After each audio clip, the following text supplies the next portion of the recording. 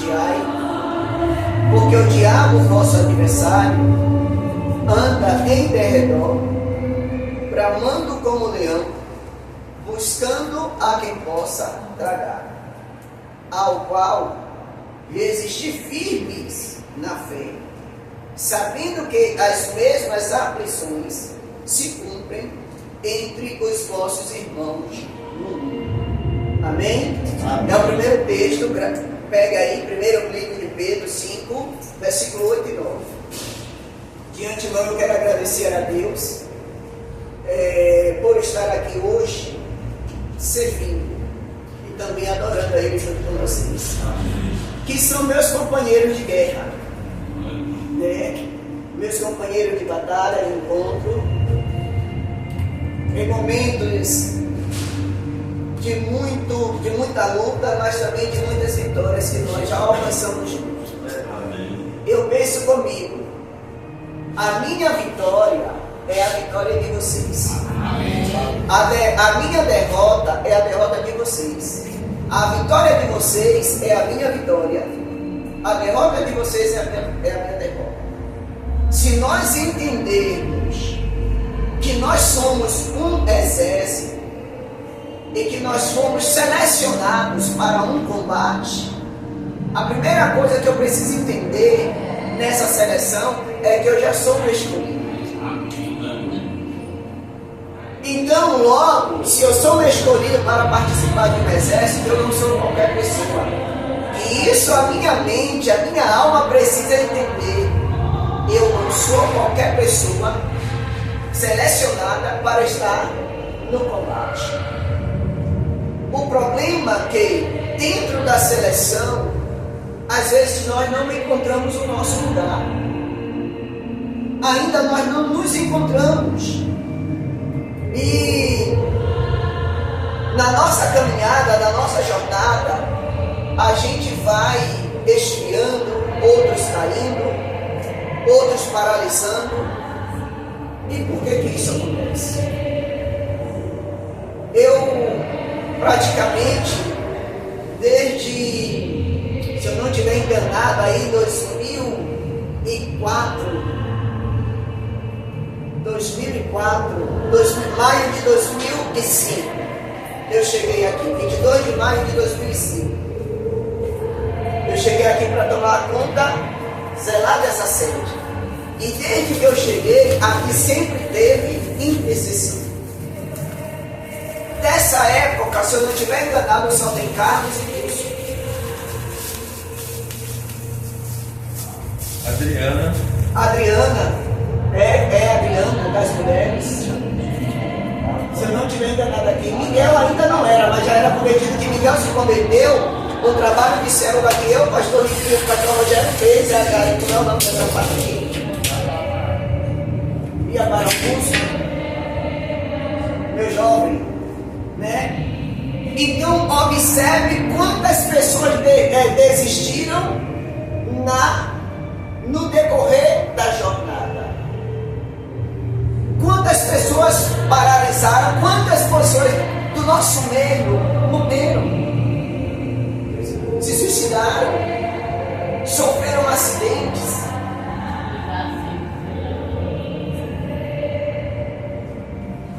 Quando a gente para analisar, a queda de um é a minha queda, a ferida de um é a minha ferida. Nós somos um povo, e eu não posso encarar a intercessão só no momento que eu estou no culto intercedendo. A primeira coisa para um intercessor, Ezequiel, ele diz assim: Deus, ele procura por um atalaia que possa tapar a brecha. O que Deus está querendo falar por meio do profeta: eu preciso que o meu atalaia enxergue os problemas. Eu preciso que o meu atalaia enxergue as dificuldades. Qual é o papel do atalaia nos dias de Jeremias e dos profetas que nos antecederam? Era anunciar período festivo, era anunciar quem chegava para atacar, era anunciar que a guerra estava para começar. E nós não podemos de maneira alguma não se comportar como se nós não fôssemos uma atalaia. Porque a sua briga é a minha briga. Quantos intercessores nós temos no nosso meio que estão ainda na luta, mas na luta feridos, mas não têm forças, mas estão tentando. Então o atalaia, ele precisa ser alguém visionário para que ele possa comunicar para os outros. Existe um problema. Ser intercessor não é fácil. Eu digo que dentro do campo que nós temos, a igreja pertence aí ao reino de Deus. A gente tem um grande adversário. E o nosso adversário, o papel dele é abrir ruptura no meio do exército que ele tem contra ele. O nosso papel como exército, como membro de um exército, é romper, avançar em meio ao inimigo e ao exército que vem contra nós. Ou seja, vice-versa. Ele não vai parar e nós não podemos parar. Repita comigo, diga: eu não posso parar, porque o meu inimigo, ele não vai parar. Você sabe qual é a vantagem que nós temos sobre ele? Porque a gente para, a gente cansa, a gente se afadiga, a gente vai dormir, nós vamos comer, às vezes é um momento de lazer e ele não tem esse momento.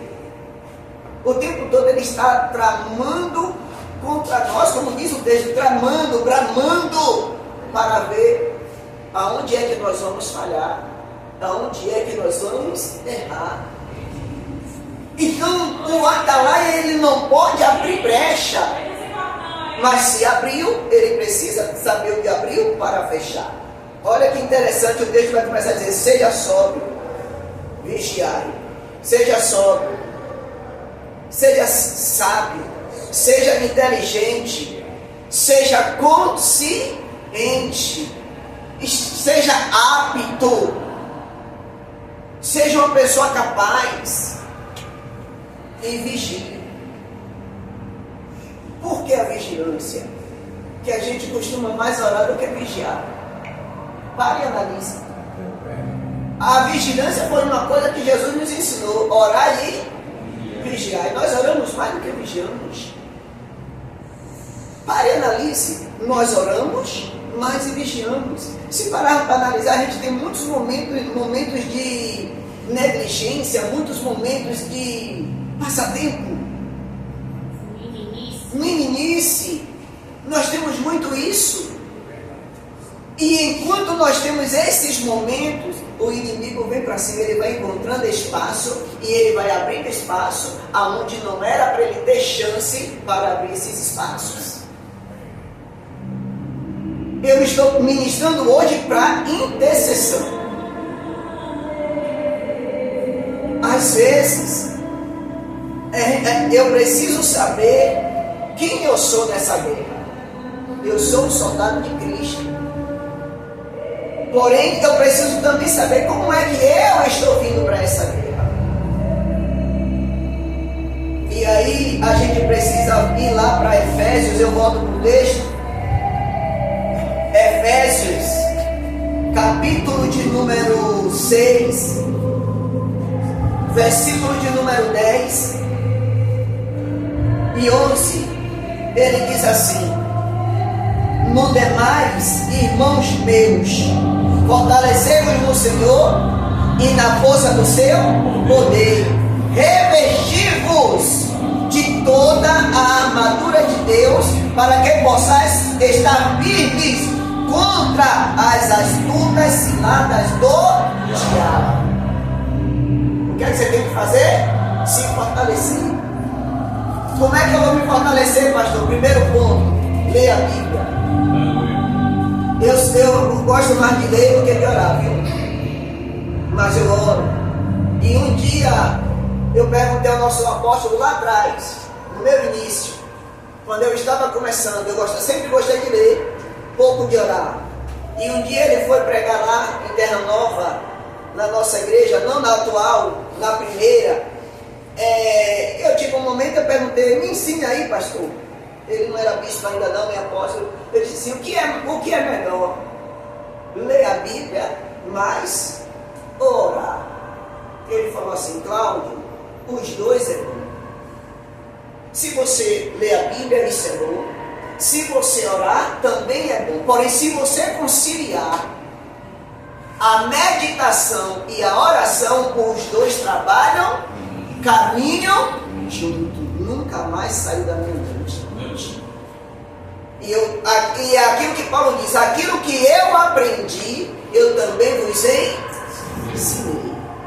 É necessário que a gente tenha, e a gente aprendeu, já passamos pelo encontro, já passamos por batalhas espirituais, já passamos por escola de liderança, e nós aprendemos que a meditação, ela fortalece o intercessor. Ela ajuda o intercessor. O intercessor ele não pode orar mais do que o que ele lê. O intercessor ele não pode meditar mais do que o que ele lê. Porém, se ele conciliar uma coisa com a outra, vai andar os dois juntos. Observe que nenhum soldado, eu falo no campo de vista das guerras anteriores, iam sem espada e sem escudo.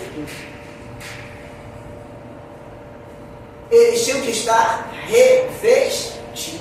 Por quê? O mesmo soldado que atacava, ele precisava se defender. Às vezes a gente quer só atacar. E a gente esquece que vem as retaliações. Esquecemos que vem os contra-ataques. Esquecemos que vem os ataques. E aí nós não suportamos, porque parece que nós só nos preparamos para atacar. Só que quem ataca o tempo todo cansa, fraqueja. Eu não lembro bem onde é que está a história aqui de Davi, que depois que ele assume já um período da velhice, Joabe está em guerra contra os amonitas, moabitas, entre outros povos, e Davi vai para a guerra. Ele já está velho. Ainda manejava bem a espada, manejava. Ainda se defendia, mas na guerra Davi cansou. E um gigante vai para cima de Davi. E quando o gigante vai para flechar Davi, lançar a lança de Davi, a espada de Davi, um sobrinho de Davi, eu não lembro bem aqui o nome, mas defende Davi, protege a Davi, e diz assim para Davi, meu rei, tu és a lâmpada de Israel. Se o Senhor morrer, quem é que vai cuidar do nosso povo? Quem é que vai cuidar do nosso povo? A partir daquele momento, Davi nunca mais foi para a guerra. Ele apenas administrou o seu exército.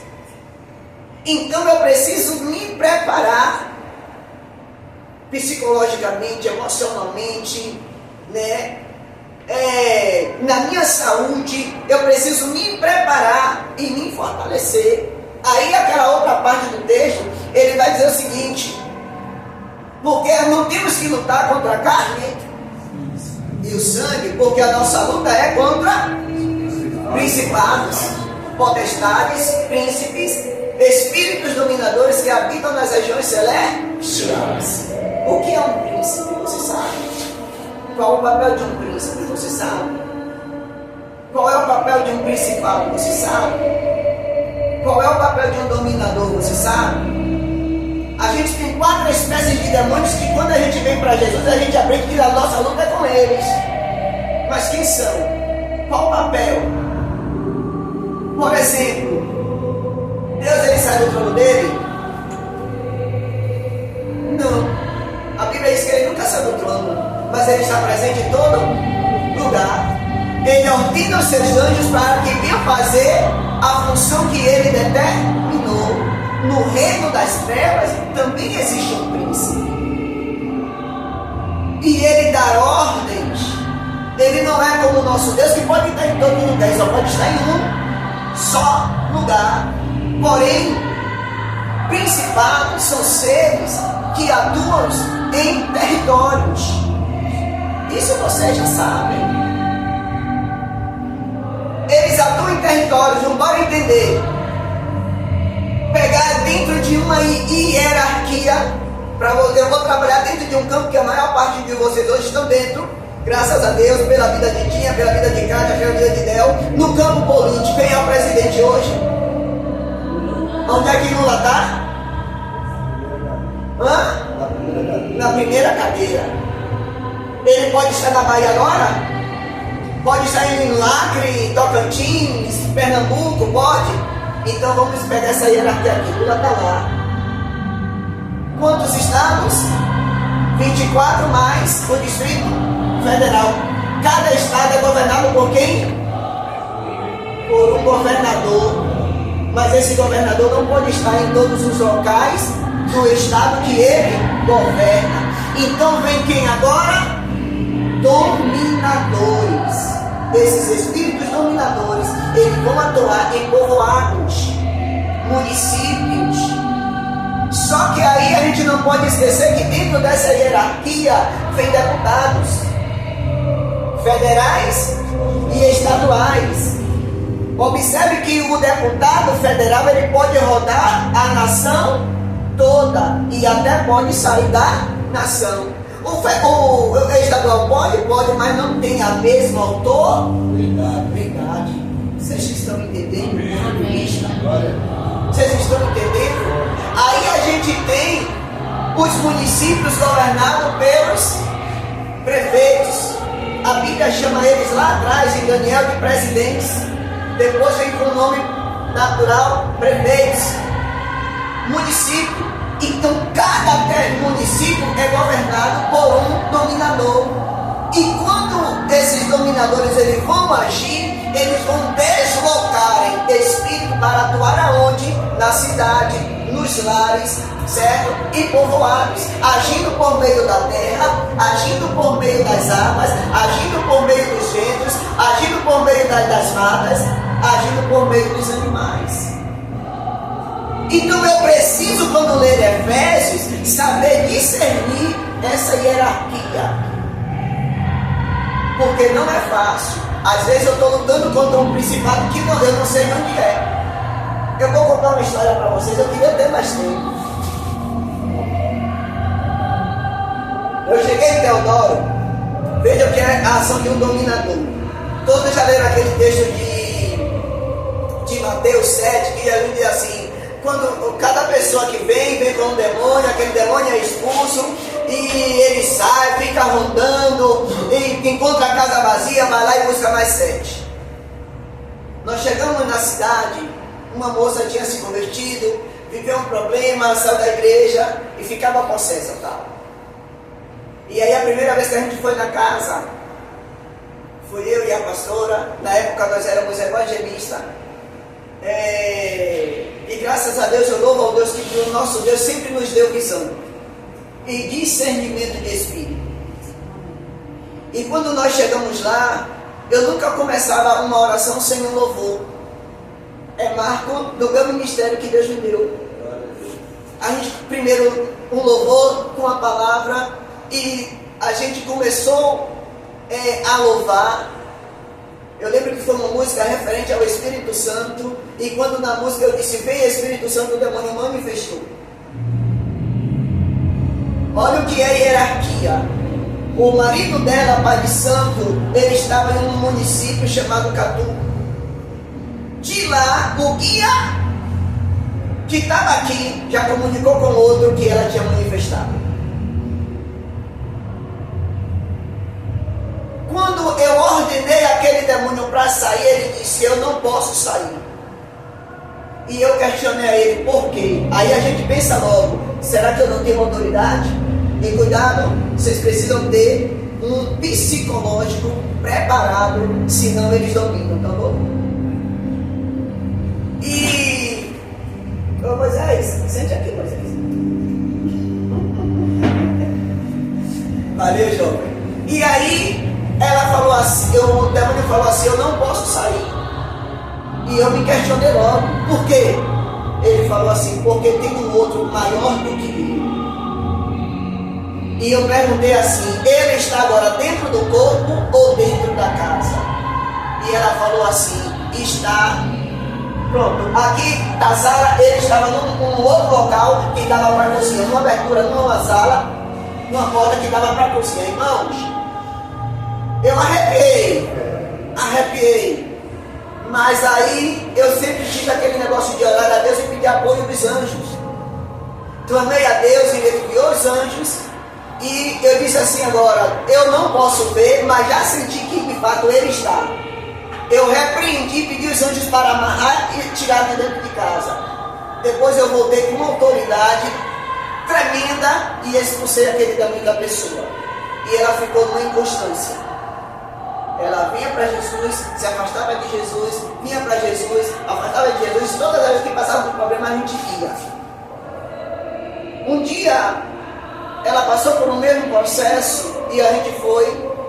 Nessa época, no decorrer desse tempo, já tinha voltado para o corpo dela 1050 demônios. 1050. Olhe a questão da autoridade de um espírito dominador. O papel dele é dominar. E aí o processo é que ela foi entregue no ventre pela mãe, pelo pai.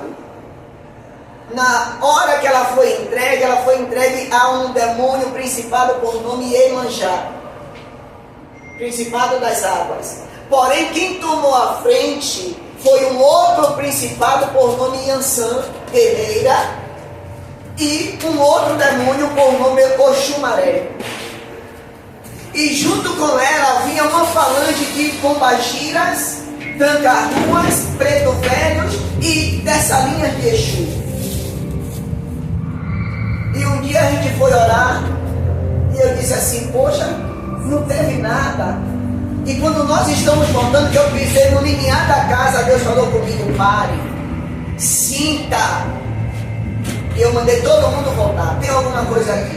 Deus está falando comigo. E eu voltei. Quando eu voltei, os meus olhos foram para a cabeça da mulher. Eu perguntei, o que é essa trança?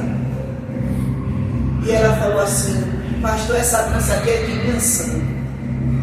E eu costumo orar, pedindo a Deus que envie os anjos deles que cerquem a casa toda. E quando eu botei a mão na cabeça, Yansan manifestou. E ela disse assim, de fato, eu tomei a dianteira, mas eu ainda não sou a principal. Olhe quanto demônios principados no corpo de uma pessoa. Aí eu fiz a mesma pergunta que eu fiz lá atrás. Aí ela falou assim, está aqui comigo o preto velho. Aí eu digo, aquele demônio que me afrontou lá atrás, naquele tempo, eu digo, manda ele para manifestar agora. Ô irmão, quando a gente está ousado, a gente já sabe, né? Só que havia um demônio mais poderoso no corpo, na vida, na ação, do que o preto velho. Então não sei. Não sei. Eu digo, quem é que manda? Aí essa Yansan, que já era o principado, ela falou assim, quem está no comando de tudo a tudo é Oxumaré. Eu digo, está no corpo? Ele disse, não. Está onde? Está no mar. Então pode vir de lá para cá agora. Ou você faz o trabalho como é para fazer, ou a pessoa de quem você vai libertar vai ficar aí de demônio, volta no demônio. Vai demônio e você fica perdendo tempo na guerra porque não tem visão e discernimento espiritual. Você já assistiu aqueles filmes no Caribe? Como é o nome? Piratas do Caribe? Eu parei de assistir esse negócio depois. Nesses filmes de Caribe, esses filmes de descoberta de coisas ocultas, no meio do mar parece uma sereia, né? Ela faz um encantamento constante, tal, aquele coisa toda. Quando o Oxumaré manifestou, igualzinho.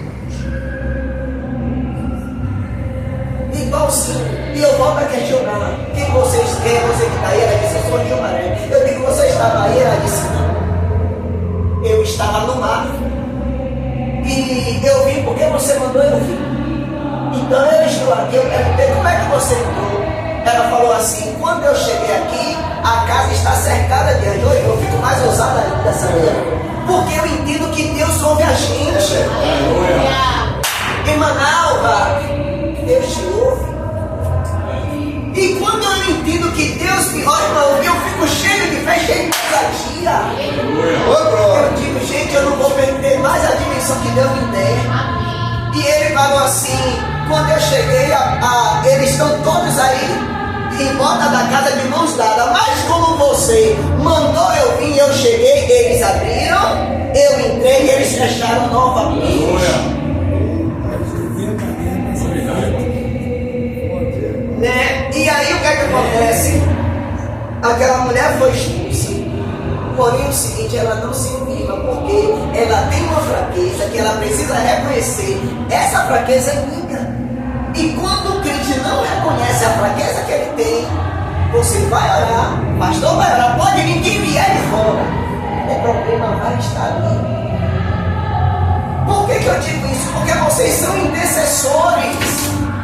E vocês vão lidar com ações que talvez você diga assim: poxa, eu tenho que ligar para o apóstolo, ele não tem essa necessidade. Por que não tem? Porque a Bíblia diz: esse eu já vos dei poder e autoridade. E quando eu entendi pela palavra que Jesus já tinha me dado, eu não precisei. Não que eu sou orgulhoso, eu não preciso do apoio do nosso apóstolo, não tem nada a ver. Que ele é a nossa autoridade maior aqui no mundo físico, depois de Cristo. Mas não tem essa necessidade. E é isso que eu ensino para os filhos lá. Quando você for orar numa casa, não ligue para mim. Resolva a causa. E é assim, irmãos. Eu preciso saber contra quem eu estou lutando. Porque quem vem contra mim sabe quem eu sou. Sabe quem você é.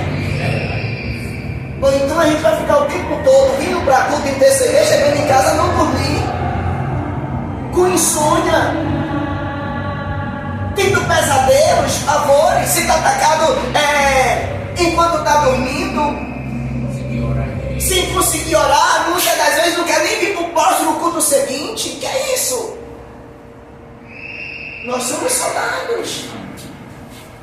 Nós somos as pessoas que foram levantadas. Se nós somos levantados, é porque Deus, o próprio Deus, Ele entende a capacidade que nós temos, porque a capacidade não é dada a quem não tem. Então vocês foram chamados porque tem. Lembrem da parábola dos talentos. A uma ele deu 4, a outra ele deu 2, a outra ele deu 1. Cada um de acordo com a sua capacidade. Eu assumo a vocação.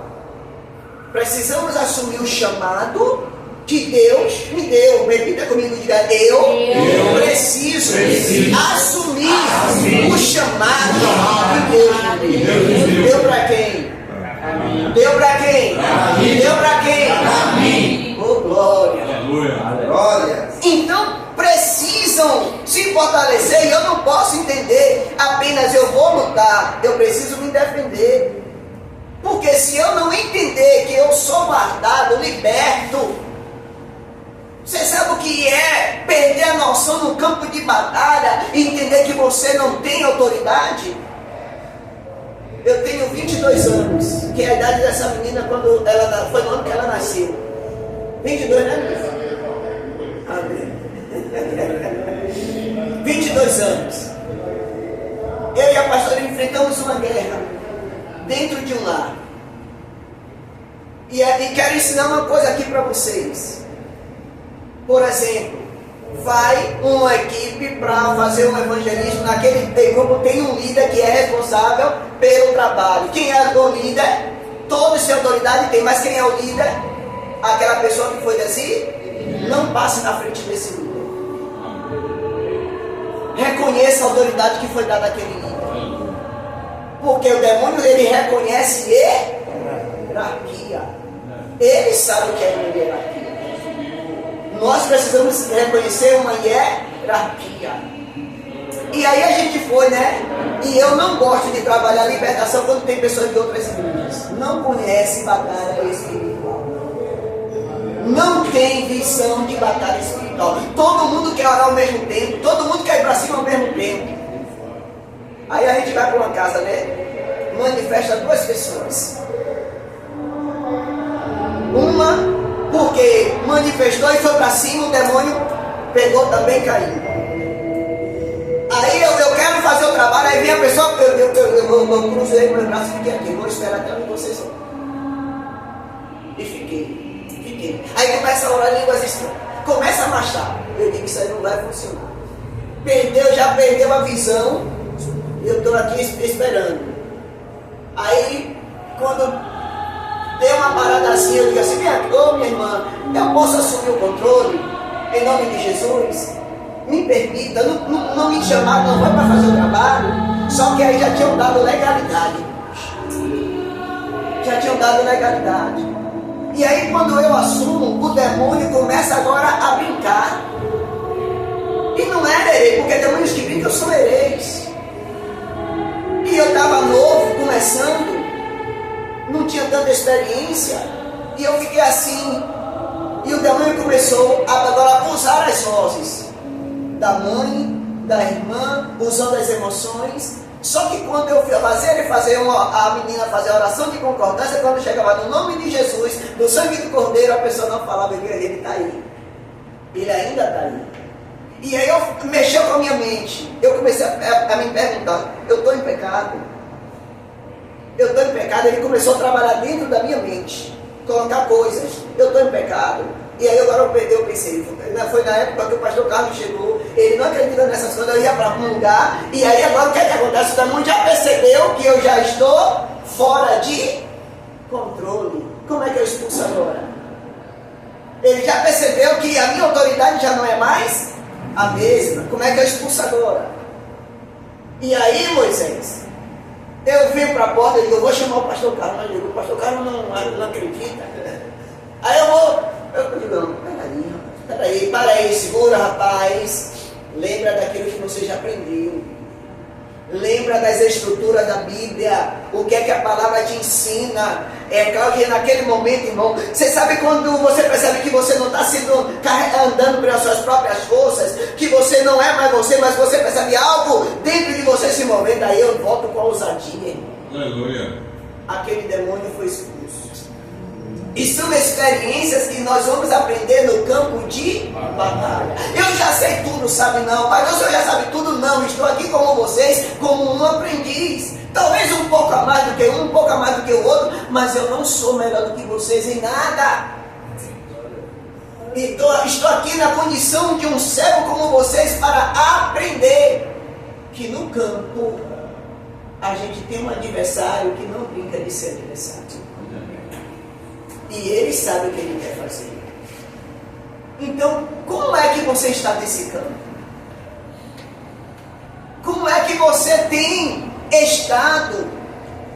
Por quê?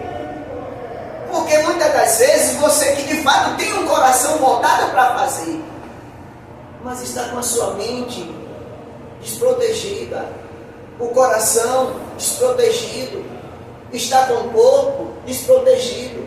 Um dia você ora pedindo os revestimentos, outro dia você esquece que precisa do mesmo revestimento. Há um texto em Isaías 18 que é usado para usado um termo polir, certo? E a gente vai polir ferro, a gente vai polir madeira, dependendo das ferramentas. Então eu aprendi nesse texto o seguinte: eu já tenho as armaduras, mas as minhas armaduras, ela precisa ser polida. E quando você começa a polir as armaduras que você já tem, ela dá um brilho melhor. Ou seja, eu não posso ficar sem polir as armaduras que ele me deu todos os dias. Certo? Então as armas você já conhece, está aqui em Efésios. Então você precisa de se fortalecer no Senhor, na força do poder de Deus, se revestir da armadura de Deus, né? Para que você possa resistir às astutas ciladas do maligno. Vamos voltar para o texto inicial que a gente começou, que foi Pedro. Glória a Deus. Glória a Deus. Nós ainda temos um tempozinho.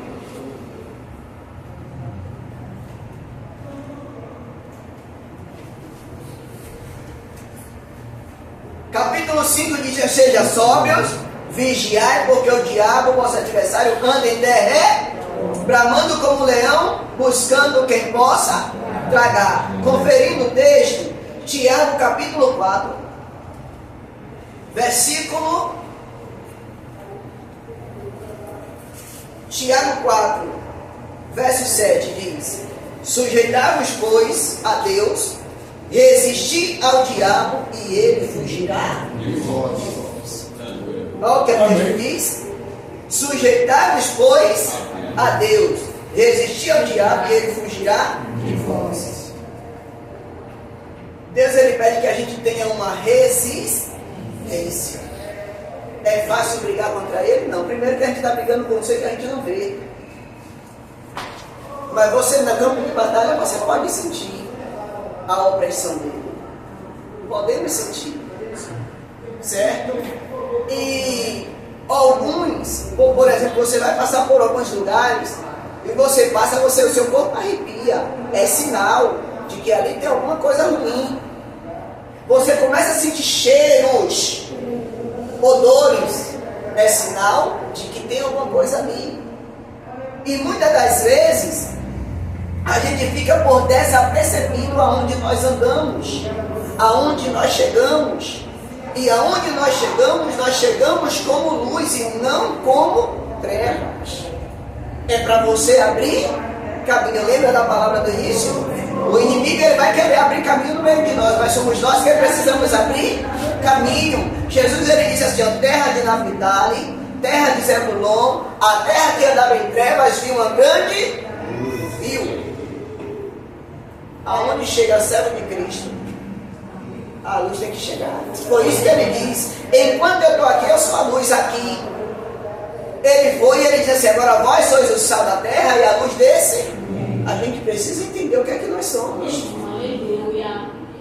Precisamos entender o que é que nós somos e executar exatamente aquilo que nós somos. E o diabo, de fato, ele sabe quem nós somos.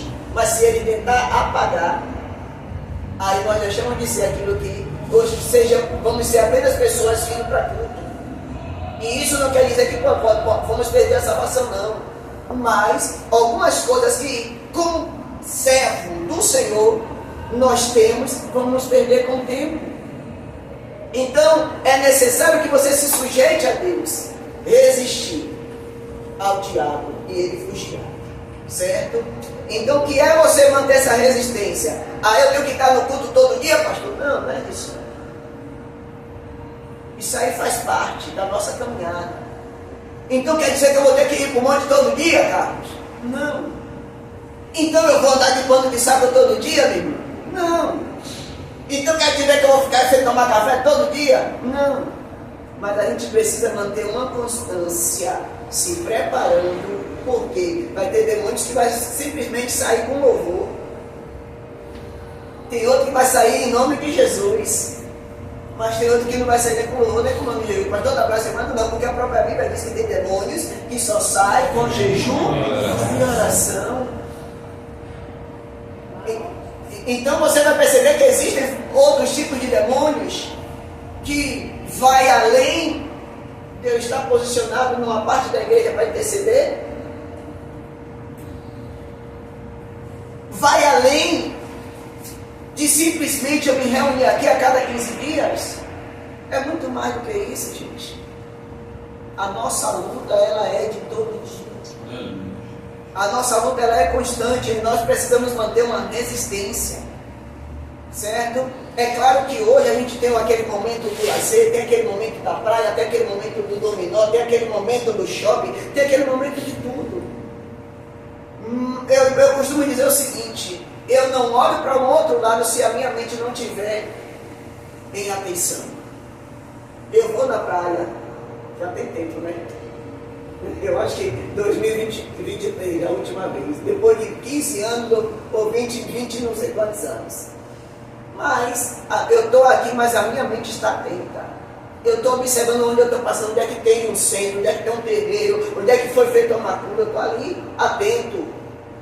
Porque onde é que eu estou sentado, quem foi que sentou. Então, por exemplo, você vai viajar, é claro que aqui talvez a maior parte saia de carro, mas se você vai andar num coletivo, poxa, você sabia que aquela pessoa que levantou pode deixar um bocado de demônio ali sentado? Vocês sabiam disso? Então não é simplesmente alguém levantou e eu vou logo. Não, irmão. Disfarça um pouquinho. Sai daí em nome de Jesus, agora é minha vez. Depois que eu aprendi essas coisas, e não é ser religioso, não. Existe lugar que você sai, se você chega, tem demônio ali e você não percebe. Entendeu? E às vezes você está passando por coisas que é uma simples atenção que você precisava ter e você não teve. Resistir. Então, como o texto diz, resistir ao diabo e ele fugirá de vós. Você sabe uma coisa, eu digo isso lá na igreja de Teodoro? Quem é mais forte? Príncipe, principado, potestade, dominadores, os demônios ou a macumba que foi largada na encruzilhada? Hã? Poxa, eu não entendo por que crente tem medo de feitiço. Mas feitiço pode pegar em crente, pastor? Pode. Vocês já sabem aqui que eu vim do candomblé? Pode sim. Mas é todo crente que vai pegar? Não. Por que não? Porque aquele crente resistente não vai. Agora é claro que o diabo não vai desistir. Ele vai o tempo todo bater para romper. Então é necessário que eu mantenha uma postura de crente. Meu pastor é o pastor Amarildo. Só que eu estou em Teodoro, ele não sabe o que eu estou fazendo, mas eu preciso saber quem eu sou. Você precisa saber quem você é. Porque o demônio vai olhar para você de acordo com você é.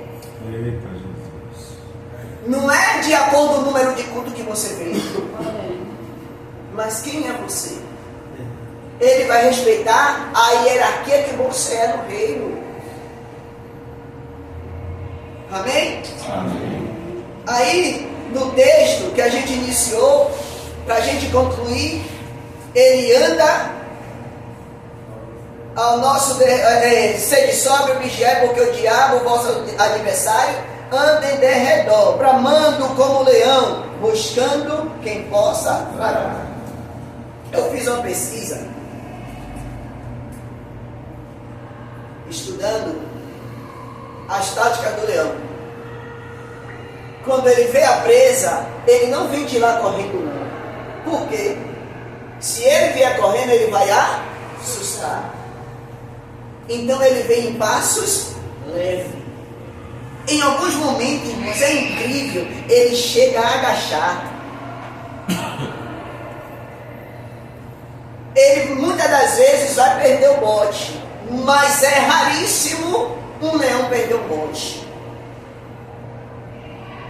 Ele se camufla de tal forma que a sua presa sabe, tem alguma coisa errada.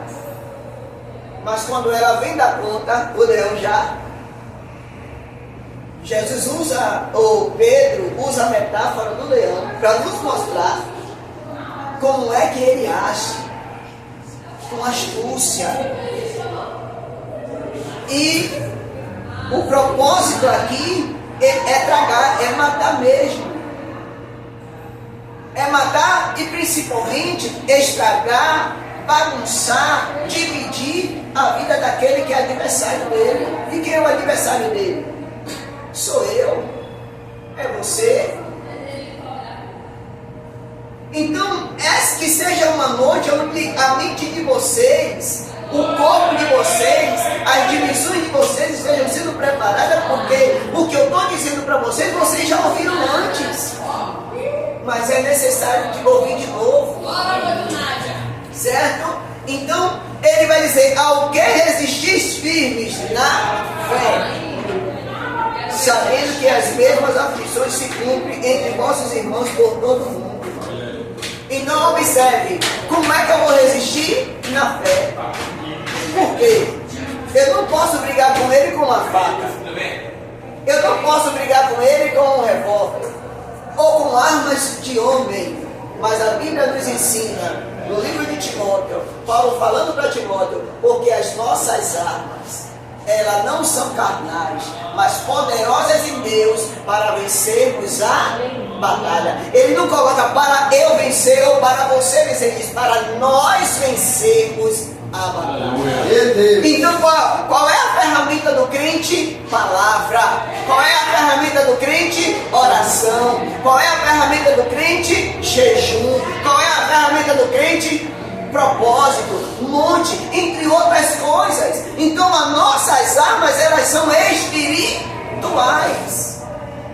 O demônio não vai sair com lágrimas. Ele não vai sair por causa de emoção. Ele não vai sair você gritando. Não. Ah, mas sai em nome de Jesus, sai. Mas se você for de qualquer jeito, ele pode sair. Eu vou concluir com o seguinte testemunho. Em uma determinada igreja, manifestou o demônio. O pastor não conseguiu expulsar. A líder do ciclo de oração não conseguiu expulsar. Membro da igreja não conseguiu expulsar. E tinha um velhinho que nesse dia ele não foi para a igreja, mas era acostumado a ir para a igreja todo dia com a mesma camisa, com a mesma calça, com a mesma havaiana. Aquele velhinho que senta sempre no fundinho, mas ligado em tudo. Nesse dia ele não foi para o culto, mas era o velhinho da madrugada. Não sabia ler, não sabia estudar, mas era o velhinho da madrugada. Mas pastor, o senhor não diz que precisa ler? Quem não sabe ler tem uma atenção no ouvido, irmão, grandiosa. Aleluia. Grandiosa. E aí lembraram do velhinho, manda chamar ele, porque o velhinho ora toda a madrugada. Quando o demônio chegou, ou quando o velhinho chegou na porta que ele virou, ele perguntou, quem mandou chamar o velhinho? E aí o demônio falou assim, olha, na igreja tem esse tipo de pessoa aqui, mentirosa e pessoas que estão fracas. Quando eu sair, eu vou pegar o primeiro fraco que eu encontrar. Tinha um irmão seu na igreja e gritou assim, a partir de hoje eu me torno forte. Ele reconheceu que ele estava fraco, mas precisou o demônio dizer que ia pegar alguém que estava fraco. Na verdade, o próprio Deus permitiu aquela estratégia ali para que aquele crente se posicionasse. E Deus quer que vocês estejam posicionados. Pastor, eu já estou na posição, não estou falando da posição aqui. Estou falando você e Deus. Vocês precisam estar na posição. Cada um de nós aqui temos um segredo com Deus. Cada um de nós aqui temos o nosso próprio segredo, que o outro não vai ter. Mesmo todos nós, crendo em Deus, crendo no Espírito Santo, crendo em Jesus, crendo na palavra, sendo intercessor, a experiência de cada um aqui é diferente. A forma que Deus vai trabalhar na vida de um não vai trabalhar na vida do outro. Então, Senhor, eu preciso saber o que é que o Senhor tem para mim. Qual é a forma que o Senhor quer trabalhar na minha vida? Existem algumas coisas que a gente vai pegar do outro, vai copiar do outro, mas existe uma coisa que é marco na vida de cada um. Então, na sua vida, o que é que Deus tem como marco? Isso aqui é só seu, Miguel. Como é seu nome de verde? Lai. O que é que é só seu, Lai? Adriano, o que é só seu? Cada um de vocês, para aí agora e analise o que é só seu. Isso aqui Deus só deu para mim. E aí cai claro que cada um vai começar a observar. Olha a forma que Deus trabalha na vida dele. Olha a forma que Deus trabalha na vida dela. Então Deus, ele tem um individual com cada um. Mas é necessário, Carlos, que cada um se posicione, entenda qual é o seu papel no reino, entenda qual é o seu papel na obra. E com certeza Deus, ele vai manifestar a glória dele na vida de vocês. Eu sei que como intercessor, talvez vocês pegam aqui hoje, eu quero receber unção. Não sei. Eu quero. Mas não adianta só a unção sem a preparação dela. E com isso eu não quero dizer que vocês não são preparados, mas que precisam se preparar mais. E não pensem que vocês já estão orando demais ou fazendo demais. Porque quando você achar que você já está fazendo demais, aí é que você não está fazendo nada. E se você tiver a oportunidade de fazer, e continuar fazendo, sempre faça. Esteja sempre disponível para fazer. Jesus espera por intercessores disponíveis. Atalaia que estejam disponíveis. Certo? E no culto, vocês não estão ali só em uma posição na hora do culto. Lembre, nesse momento o mundo espiritual está contando com você. Esteja atento e Deus com certeza vai trabalhar poderosamente na vida de vocês. Se coloquem de pé. Eu quero vocês de mãos dadas, tá bom? Meu Deus. Agora eu quero saber se tem alguém para cantar. Tem? Tem aí a menina aí, Terra Nova. Não, eu não preciso do violão agora não, viu, meu irmão? Eu quero no gogó mesmo. Vamos lá? Qual é a música que vocês vão puxar? Já foi? Bora, Levitas.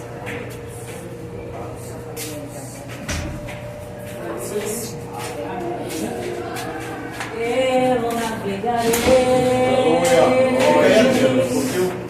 o oceano do Espírito e ali adorarei. Cante com o seu coração, cante com a sua alma. Deus, o meu amor. Cante sabendo para quem você está cantando. Eu navegarei Aleluia. no oceano do Espírito Oh, aleluia. e ali adorarei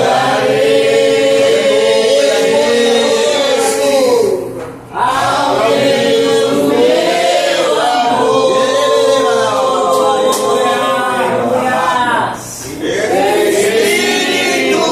Espírito, oh, glória.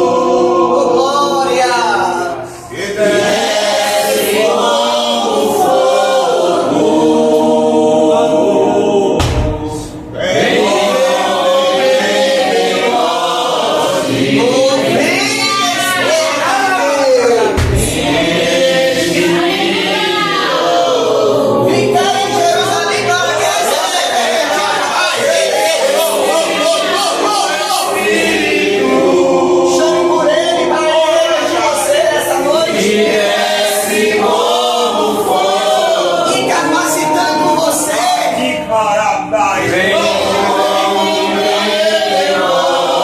E que ele possa distribuir nesse momento dons, talentos, discernimento.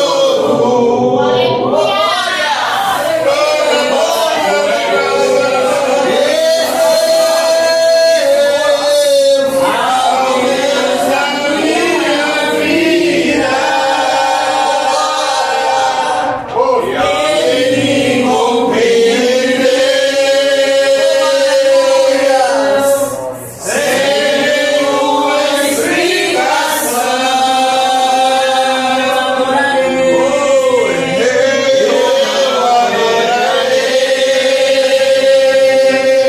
Espírito,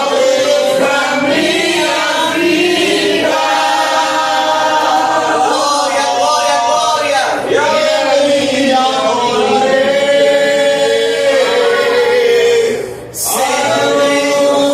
Espírito,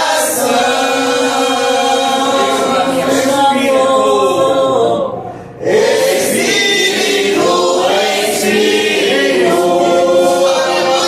Espírito Santo de Deus.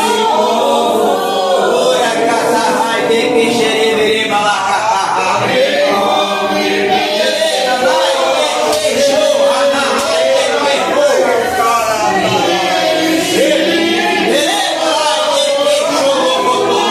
Chame por ele, chame. Espírito Santo de Deus. Espírito da profecia. Espírito da revelação. Se manifeste sobre a vida da tua